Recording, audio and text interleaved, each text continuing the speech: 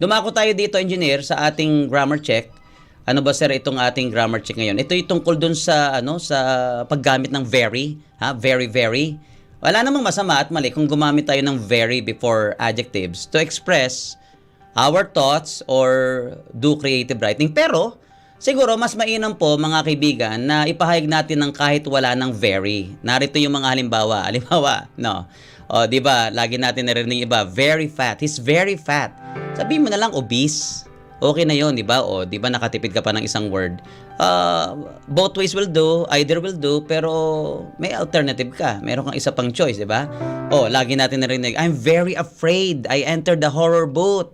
Very afraid. Sabihin mo na lang, I'm terrified. Okay? I was terrified. O, edi mas ano ang dating, di ba?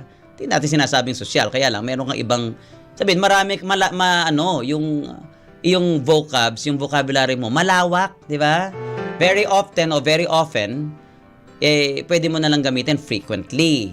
Okay, very smelly, napakabaho daw. Di sabihin mo lang maamoy, kung di man mabaho, pungent, di ba?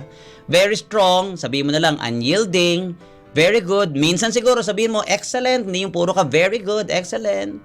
Okay, outstanding, very rich.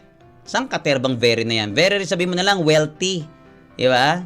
Okay, very smart. Lagi natin narinig. Sabihin mo intelligent, bright, wise, very necessary. Oh, ano daw yung goto? Lugaw? Essential. Sabihin mo na lang essential yan. Okay, very noisy, deafening, loud, very cold. It's very cold here in Shanghai, China. Sabihin mo na lang freezing, di ba?